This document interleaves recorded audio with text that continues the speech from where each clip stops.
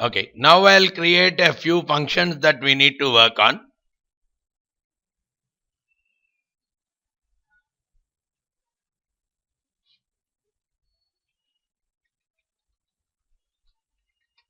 I'll say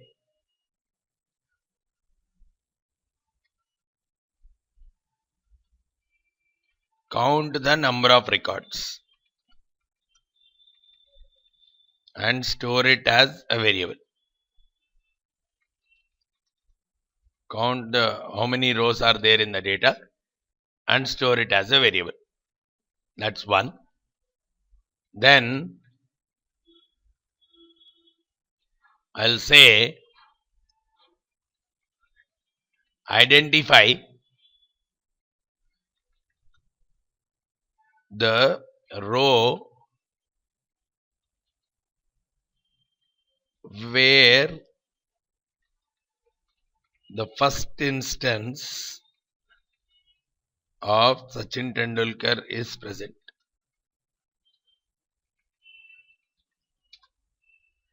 Which row actually contains the first instance of Sachin Tendulkar, right? Or I would like to use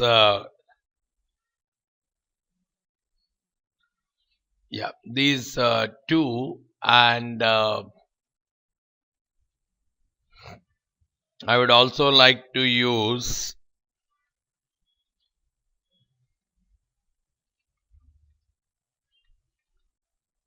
find the or count the number of occurrences of Sachin Tendulkar. So how many matches he has played or something, or of a particular player, whether it is Sachin Tendulkar or something. I enter the name somewhere. So based on the name, I should get to know all these things, right? So these are some of the things which we can execute in Excel also. But if I take them inside VBA, the advantage is the looping becomes much easier, right? I'll do this, and after that we'll do the looping part also. So the looping becomes much easier in that case. So let's say this is the simple thing I would like to do. So I'll say sub Excel in VBA, some new sub I am creating. I'll say a dim player count. So the total records I am asking you to count, right? Total record. So I'll say player count as probably integer itself, or I may have to see, because if the records are okay, records anyhow are 8,000 only, so no issues. But if it crosses 32,000, now there will not be any error because it's only 8,000. But if so many more matches are played, or for some other country, let's say that number has already crossed 32,000, then it would be a difficult. So better to be on the safer side, you define it as long, because it may not go beyond that. Okay, the player count I am defining it as long, right? Dim player match, the first occurrence of that player, as again this also could be long. Which row is the first occurrence of that particular player? So that's also a number itself. So I'll try to define it as long. Dim player name as string, because whatever is the name of the player that is entered into some cell, I want to take that into a variable called player name. And I will also define one more dim called player matches, number of matches played by that particular player. Again, I can define it probably as integer. He may not play 32,000 plus matches. So I may be reasonable enough in defining this as an integer. Now I have to find out the values for all these things. This can be found out using the simple Excel functions itself, as I said, because player count, it's as good as doing a count on this column. Count on this column, or probably a count because this is a mandatory column. Doing a simple count A on this column will give me the total number of records. A simple count A on this column will give me the total number of records. So it's as good as an Excel function. Now whenever I am using some Excel formula directly in VBA, I can use all Excel formulas in VBA. The way I use them is, I have a construct called worksheet function dot. That Excel functions list comes up here. So if I say count A, I want to use count A here. I say count A. Of course, I cannot give it exactly the same way as Excel. So I have to know what is the construct of Excel. Okay, if I am doing a count A, I have to give a range. The normal Excel wise equal to count A range. So here also I have to give the range. Whenever I talk about, I'll define it as range A colon A.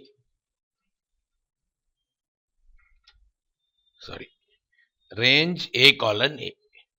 So instead of there in Excel, what we do, directly we say A colon A.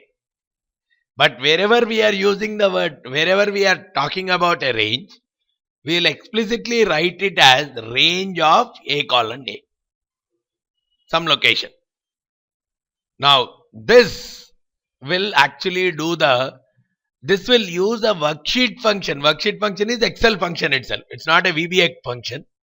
It's an Excel function itself it will use.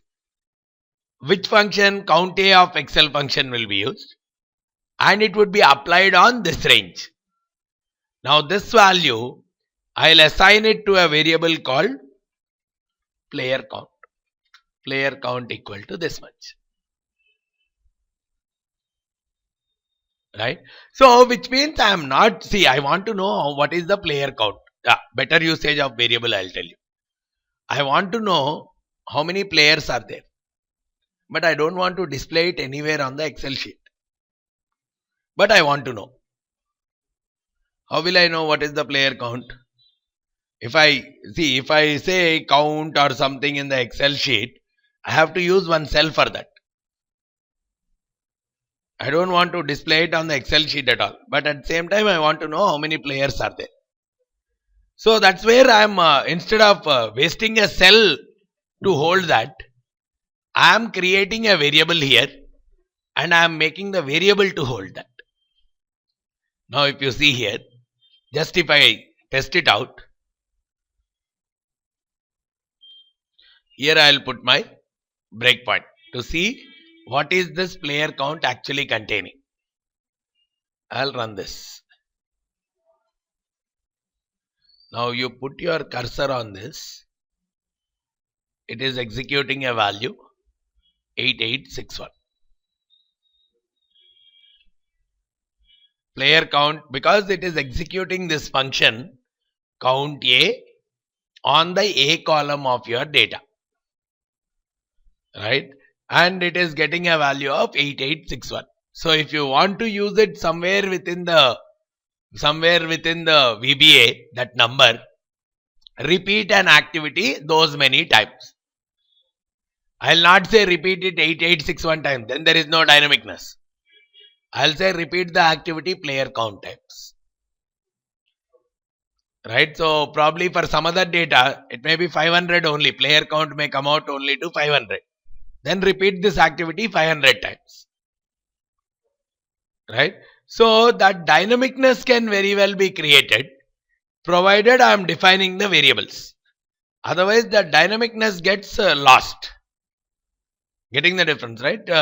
See, if I manually find out this is the player count and say repeat the highlighting activity 8861 times, then what happens is next time, if that data is having only 200 or 500 records or 20,000 records, it will repeat only 8861 times.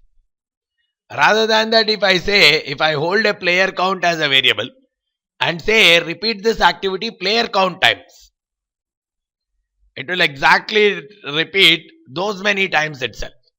And there will be some kind of counter that would be put up. Okay, 1, 2, 3, 8861, stop. Right? So that's how these variables within the VBA can really help us out. Now similarly, I'll capture for the other things also. Player matches. The first match of the player. Okay, now as I said, I will mention the name of the player somewhere here. Probably player name. I'll mention it here. Now, the system has to pull out the value from here, store it in a temporary variable called player name. Right? Okay. Here I will say, okay, this worksheet function count A column is of the sheet 1. Now we are working between multiple sheets now. So it has to clearly mention, otherwise what it will take is of the active sheet it will take. So now just to make you understand here, if I just keep my sheet here and again run on this,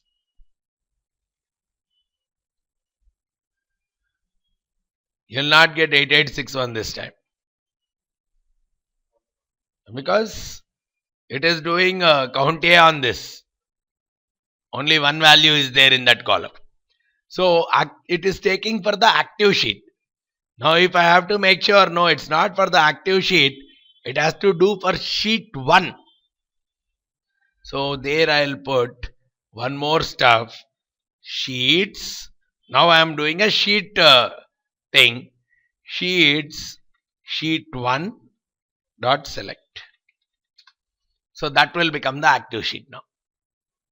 Whenever I said select, it becomes active. So when I say sheet 1 dot select, so wherever I am there, it will directly, even if I am there on sheet 5, it will come back to sheet 1.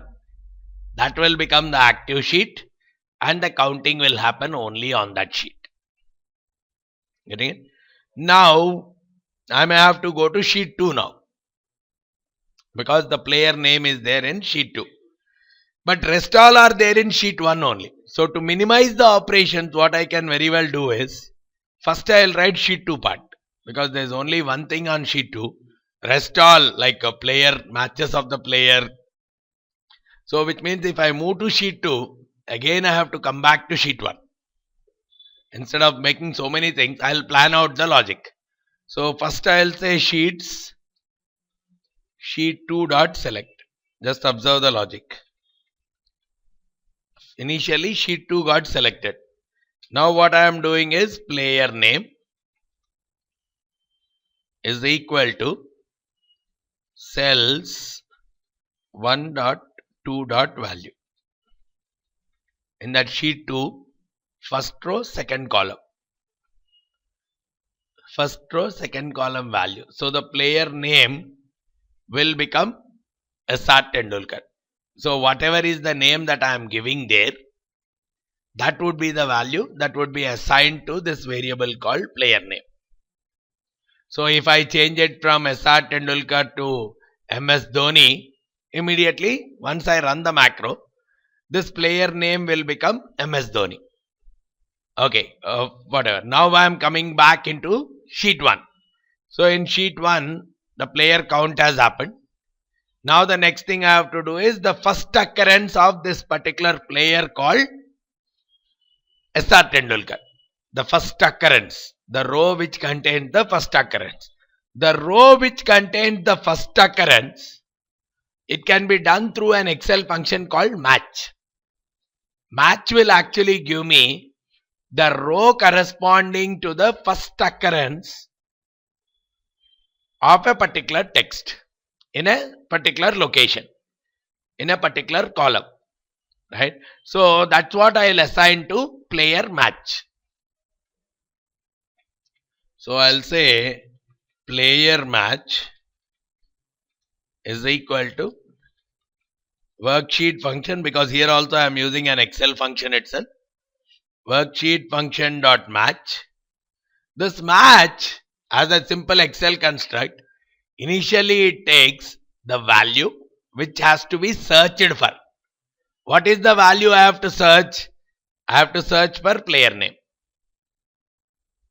in that entire A column location. So search for a player name. So I don't need to go always say cell 1 comma 2 now, because that cell 1 comma 2 of sheet 2 is already taken into a variable called player name. So here I can operate only at a player name level. So I don't need to again say sheet 2 dot select get 1 comma 2 of sheet 2. So if I am actually toggling between multiple sheets and all, maintaining a variable is much easier. Otherwise, every time I have to instruct, go back, go to that particular sheet 1 comma 2, it becomes a very complex path. So that's where I can define a simple variable called player name. So match, you search for this player name. Player name is whatever comes here, S.R. Tendulkar in this case. Then the range, in what range you want to search. So you are already there on sheet 1 only here. So I'll say range A column, right? Range A column. So you search for this player name in that range of A column as an exact search. 0 means an exact search. As an exact search. Okay. So this will give you what is the first row where this player name is present. Now if you want to test these things out, you again put probably from here itself, do the breakpoint. See what all are happening here. Right? Let's say I am here, just to make you comfortable. Let's say I am somewhere here. So what will happen is, now you execute it. The first step,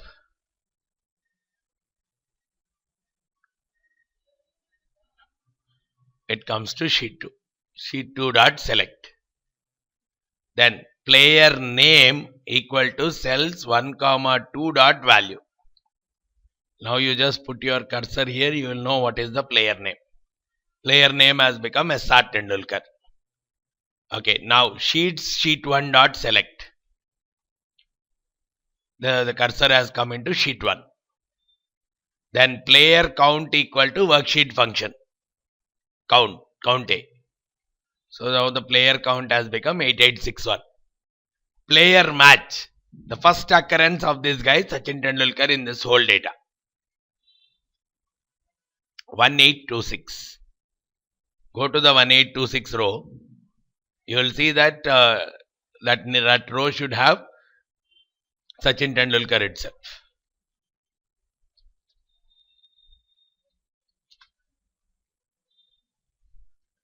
(1826) row. So actually the match as a function, it's like a search. It searches for the text whatever you are giving. We are giving it as player name, which is Sachin Tendulkar in this case.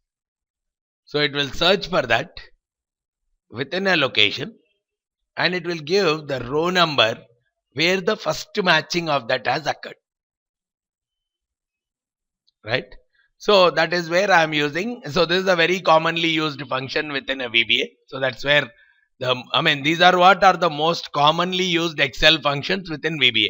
Match, count A, and I was also thinking of how many matches did Sachin Tendulkar play. So that is where I have defined a variable as player matches. And here I will use a formula called count if. Count if the name in that range is equal to Sachin Tendulkar. So I will say player matches is equal to worksheet function dot count if. These are all Excel formulas itself. We can use all Excel formulas inside VBA also. So that means half of the, if I know Excel, half of the VBA job is done. Right? Wherever I can use an Excel formula directly, I'll use it. Right? So only few VBA can, this is not a VBA construct except for worksheet function as a name. Rest all is Excel only here. Count if, I am simply saying the range. So again the range is becoming range of A comma A colon A. Within this range, right, within this range, count for the player name. Player name is Sachin Tendulkar here. SR Tendulkar. Count for this. So that will tell me how many matches did this guy play. Now I'll use this information for building something else. Right? I'll show you that part also. We'll continue the same case. Right? So this is what is the situation. Okay. So let me rerun this entire thing. Now the player name is SR Tendulkar. Player count is 8861. Player match is 1826. And player matches is 463. He has played 463 matches in total. Without anything written on the Excel sheet, we have got this data. Now, here just change it. Right? Run it again.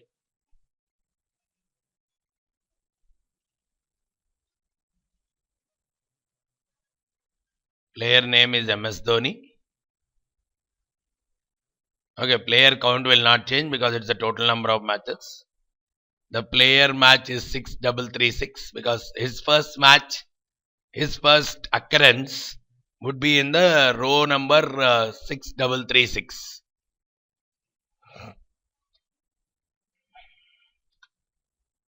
That is his first location. He is not there anywhere else in the data. Right? Without, we actually did not get anywhere into the Excel sheet and all, wrote a simple function and got everything into VBA. Now the number of matches he had played till today is 203.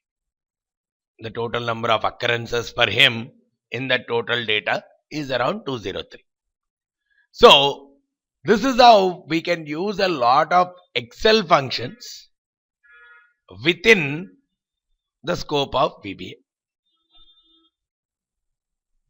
We can use a lot of Excel functions within the scope of VBA, probably max, min, average, all Excel formulas, whichever we generally use, they all can be used within the scope of VBA as worksheet function dot.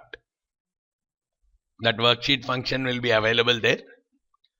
Just like the way you use in Excel, you use it in the VBA, except for instead of wherever a range has to be selected, we simply say A colon A, but here we will write it as range of A colon A. So some small basic differences, but the way in which that function will be handled is more or less the same in Excel as well as in VBA. Right? Now, once we know this, we have to actually next look at usage of some basic constructs called loops. Once we understand this basic concept of loops also, we can take the examples now. I mean, the understanding of the basic constructs is more or less fine. Now we can take some examples, and using those examples and using these if loops, then some worksheet functions and all, we should be able to achieve some business results. Right?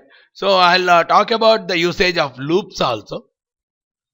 Right? And once we are comfortable using the loops, we can very well club all these things with our probably the recorded pieces and everything, which can really help us in doing that task which you are talking of, highlighting all the cells. You can do almost everything now. Right? Once we understand the loops are a very powerful concept in VBA. The moment you understand the loop clearly, it becomes much more easier to execute your task also. You can execute your task also. But of course, I'll show you a very long way of executing as well as a slightly shorter and smarter way of executing that also. That's where sometimes using a proper construct also helps us out, right? Okay, so